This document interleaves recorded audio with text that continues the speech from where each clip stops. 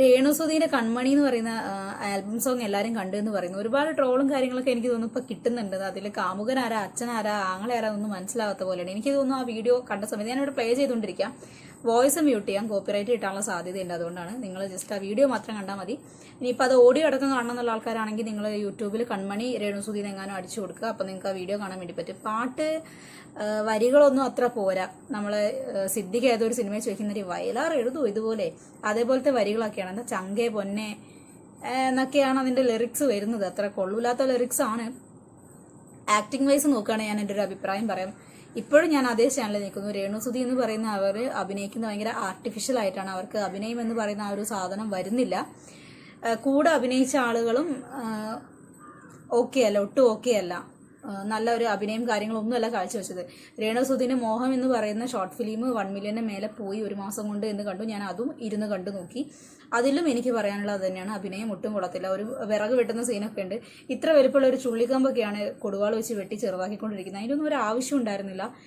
വെറുതെ എനിക്കെന്തോ ഈ സ്ത്രീനെ എല്ലാവരും കൂടെ എടുത്ത് മുതലാക്കുന്ന പോലെയാണ് എനിക്ക് അവരുടെ ആ ഷോർട്ട് ഫിലിമും സോങ്ങും ഒക്കെ കണ്ട സമയത്ത് തോന്നിയത്. അതായത് നിങ്ങൾക്കത് കാണുമ്പോൾ തന്നെ മനസ്സിലാവും. ഞാൻ കൂടുതലായിട്ട് പറയുമ്പോൾ നിങ്ങൾ അറിയാതെ അവരെ ഡിവാർ ചെയ്യാൻ നോക്കുകയാണ്, അല്ലെങ്കിൽ അവരെ മോശമായി ചിത്രീകരിക്കാൻ നോക്കുകയാണെന്ന് പറയാം.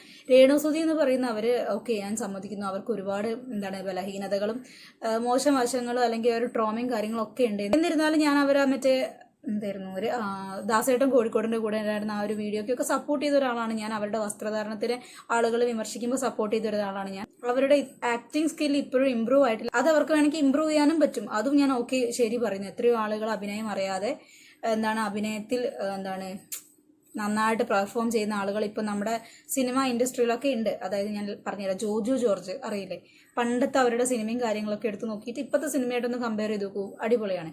അതേപോലെ ഇവർക്ക് അത് ഇമ്പ്രൂവ് ചെയ്യാം. പക്ഷെ ഇപ്പോഴത്തെ ഒരു ഇതിലാണ് ഞാൻ പറയുന്നത്, ആക്ടിങ് ഒട്ടും കൊള്ളത്തില്ല, ഭയങ്കര ആർട്ടിഫിഷ്യലാണ്, ഓവർ എക്സ്പ്രഷനും കാര്യങ്ങളൊക്കെയാണ്, ഒന്നും നാച്ചുറലായിട്ട് തോന്നുന്നില്ല.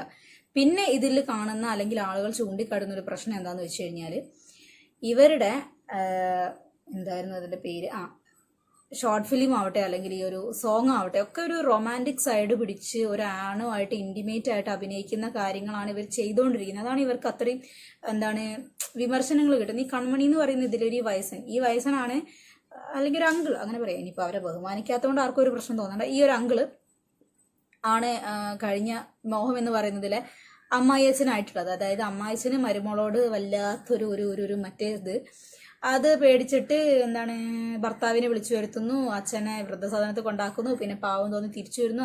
അതാണ് സിമ്പിളായിട്ട് അവർ കാണിച്ചിട്ടുള്ളത്. അത്തരത്തിലുള്ള ഒരു കണ്ടന്റ്. പിന്നെ ഇതിനകത്ത് അവർ ഉമ്മ കൊടുക്കുന്നു, പിന്നെ കെട്ടിപ്പിടിക്കുന്നു, എടുത്തോണ്ട് നടക്കുന്നു. ദാസേട്ടന്റെ കൂടെയുള്ള റീലാവട്ടെ അല്ലെങ്കിൽ ഇന്റർവ്യൂവിന്റെ സമയത്തുള്ള റീൽസ് ആവട്ടെ, എല്ലാം ഇത്തരത്തിലുള്ള ഒരു ഇത് മാത്രം ഇവർ കോൺസെൻട്രേറ്റ് ചെയ്ത്, അതായത് റൊമാൻറ്റിക് സംഭവം മാത്രം കോൺസെൻട്രേറ്റ് ചെയ്യുന്നത് കൊണ്ടാണ് അവർ അത്രയും വിമർശനങ്ങൾ ഏറ്റുകൊണ്ടിരിക്കുന്നത്. ഞാനും പറയുന്നത് എന്താ വെച്ചാൽ, അവർക്ക് ഇത്രയും വിമർശനങ്ങൾ അതിനെതിരെ വരുന്നുണ്ടെങ്കിൽ അവർക്കതൊന്ന് മിനിമം കോമൺ സെൻസ് വെച്ചിട്ട് ഒരുപക്ഷെ ആളുകൾ അത് ആസ്വദിക്കുന്നുണ്ടായിരിക്കില്ല. എന്നാൽ പിന്നെ ഞാനതൊന്ന് ചേഞ്ച് ചെയ്ത് വേറെ ഏതെങ്കിലും ഒന്ന് ചെയ്ത് നോക്കാം, അങ്ങനെ അവർ ചിന്തിക്കുന്നില്ല. അതാണ് അതിശയിപ്പിക്കുന്നത്. ദാസേട്ടൻ കോഴിക്കോടിന്റെ കൂടെയുള്ള അത് ഒരുപാട് വിമർശനങ്ങൾ അവർക്ക് ലഭിച്ച സമയത്ത് ഒരുപാട് പേര് അവർ സപ്പോർട്ട് ചെയ്ത് മുമ്പോട്ട് വന്നു. ശേഷം അവർ ഒരുപാട് ഇന്റർവ്യൂസ് കൊടുത്തിട്ട് ആളുകളെ വീണ്ടും പ്രലോഭിപ്പിക്കുന്ന രീതിയിൽ തൊട്ടും പിടിച്ചൊക്കെ ദാസേട്ടന്റെ കൂടെ റൊമാൻറ്റിക് സാധനങ്ങൾ വയറൊക്കെ പിടിച്ച് ഞെക്കുന്ന സാധനങ്ങളൊക്കെ ചെയ്തായിരുന്നു. അപ്പോഴാണ് ആളുകൾ കുറച്ചും കൂടെ വിമർശനത്തിന് മുമ്പോട്ട് വന്നത്. അതായത് അവരെ സപ്പോർട്ട് ചെയ്തവരും കൂടെ വിമർശിക്കാൻ തുടങ്ങി. എന്ത് പറഞ്ഞിട്ട്, അഹങ്കാരം ആവരുത് എന്ന് പറഞ്ഞുകൊണ്ട്. അതിന് പിന്നാലെയാണ് ഈ മോഹം എന്ന് പറയുന്ന ഒരു ഷോർട്ട് ഫിലിം. എനിക്ക് തോന്നുന്നു അതിന് മുമ്പേ ഈ ഒരു ഷോർട്ട് ഫിലിമിന്റെ ഡിസ്കഷനും കാര്യങ്ങളൊക്കെ കഴിഞ്ഞിട്ടുണ്ടെന്ന് തോന്നുന്നുണ്ട്. മോഹം കഴിഞ്ഞതിന് ശേഷം ഇപ്പൊ കൺമണി, എല്ലാത്തിലും ഏകദേശം ഒരേപോലെ തന്നെയാണ് ഇവർ ചെയ്തുകൊണ്ടിരിക്കുന്നത്. ആക്ടിങ് പോരാ എന്നാണ് എല്ലാവരും പറയുന്നത്.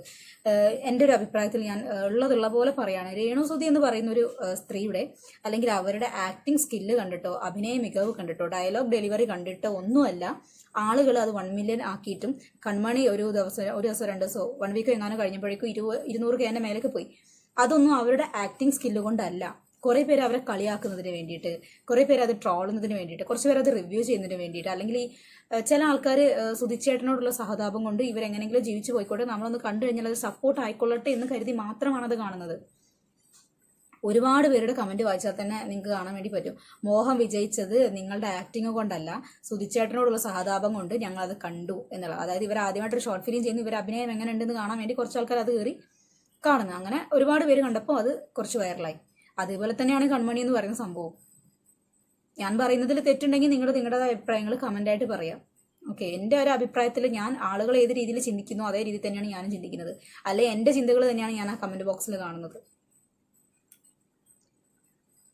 രേണുസുധീനോട് എനിക്ക് പറയാനുള്ളത് എന്താ വെച്ചാൽ നിങ്ങളുടെ ആക്ടിങ് ഒക്കെ ഒന്നുകൂടി ഒന്ന് ഡെവലപ്പ് ചെയ്യണം. വേണമെങ്കിൽ ഒന്ന് ബ്രേക്ക് എടുക്കാം. ആക്ടിങ് കാര്യങ്ങളും കുറച്ചും കൂടി ഒന്ന് ഈ റീൽസിലൊക്കെ ആദ്യം ചെയ്ത് ഒന്ന് വെറുതെ ആക്കി, അല്ലെങ്കിൽ ഇങ്ങനത്തെ ചെറിയ ചെറിയ ഷോർട്ട് ഫിലിം ചെയ്യുന്നതുകൊണ്ട് കുഴപ്പമില്ല. പക്ഷേ ആളുകൾ വിമർശിക്കാത്ത തരത്തിലുള്ളത് ചെയ്തിട്ട് ഒന്ന് മിക്സഡ് ആയിട്ട് ചെയ്യാം. ഒന്നെങ്കിൽ ഈ എപ്പോഴും ഈ റൊമാൻറ്റിക്കും തുടർന്ന് പിടിക്കലും മാത്രം ചെയ്യാതെ എല്ലാ കാര്യങ്ങളും ഒന്ന് മിക്സ് ചെയ്ത് ചെയ്യുക. അതാവുന്ന സമയത്ത് ആളുകൾക്ക് കുറച്ചുകൂടെ എൻജോയ് ചെയ്യാൻ പറ്റും, നിങ്ങളെ അക്സെപ്റ്റ് ചെയ്യാൻ പറ്റും. അത് എൻ്റെ ഒരു പേഴ്സണൽ അഭിപ്രായമാണ് കേട്ടോ. ഒരുപാട് പേര് അതിൻ്റെ പേരിൽ നിങ്ങളെ വിമർശിക്കുന്നത് ഞാൻ കണ്ടിട്ടുണ്ട്. എനിക്കിപ്പോൾ ഇത് നിങ്ങൾക്ക് വേണ്ടി പറഞ്ഞു തന്നിട്ട് പ്രത്യേകിച്ച് കാര്യമൊന്നുമില്ല. നിങ്ങൾ എനിക്കൊന്നും ചെയ്യാൻ പോകുന്നില്ല, ഞാൻ നിങ്ങൾക്കും വ്യക്തിപരമായിട്ടൊന്നും ചെയ്യാൻ വേണ്ടി പോകുന്നില്ല. പക്ഷേ മറ്റുള്ള ഒരുപാട് പേര് നിങ്ങളെ കണ്ട് വിലയിരുത്തുന്നത് കണ്ട സമയത്ത് വീണ്ടും ഇങ്ങനെ മോശപ്പെട്ട ഒരു രീതിയിലേക്ക് എത്തരുത് എന്ന് കരുതിയിട്ടാണ് ഞാൻ ഈ വീഡിയോയും കൂടെ ചെയ്യുന്നത്. ഇത് ഇവർ കാണാനിടയാവുകയാണെങ്കിൽ ഇതിൻ്റെ അർത്ഥം എന്താണെന്ന് കണ്ട് മനസ്സിലാവുകയാണെങ്കിൽ മാറ്റം വരാമെന്ന് വിശ്വസിക്കുന്നു. ഇനിയിപ്പോൾ ഇതൊന്നും കുഴപ്പമില്ല, ഇതൊന്നും എന്നെ ബാധിക്കുന്ന വിഷയമേ അല്ല. വിമർശനങ്ങളൊക്കെ ഞാൻ എൻജോയ് ചെയ്യുന്നുണ്ട്. ഞാൻ ഈ വഴി പോവുള്ളൂ എന്നൊരു ക്യാരക്ടറാണെന്നുണ്ടെങ്കിൽ നിങ്ങൾക്ക് ആ വഴി തന്നെ നിങ്ങളുടെ വഴി തിരഞ്ഞെടുക്കാം.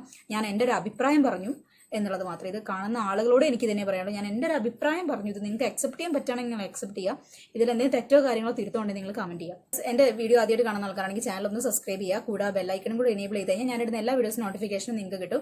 കൂടാതെ ഈ വീഡിയോ ഒന്ന് ലൈക്ക് ചെയ്യുക, ഷെയർ ചെയ്യുക, കമൻറ്റ് ചെയ്യുക. നിങ്ങൾ എന്ത് വേണമെങ്കിൽ കമൻറ്റ് ചെയ്യുക. നിങ്ങൾക്ക് ഇഷ്ടമുള്ള ഒരു ഇമോജിയോ അല്ലെങ്കിൽ നിങ്ങളുടെ റെസ്പോൺസോ കാര്യങ്ങളോ, ഇനിയിപ്പോൾ വിമർശനങ്ങളാവട്ടെ അല്ലെങ്കിൽ വീഡിയോ ഡെവലപ്പ് ചെയ്യാൻ വേണ്ടി എന്ത് ഒരു സംഭവം നിങ്ങൾ തന്നു കഴിഞ്ഞാൽ ഞാനത് സ്വീകരിക്കും. നിങ്ങളത് കമൻറ്റായിട്ട് രേഖപ്പെടുത്തുക.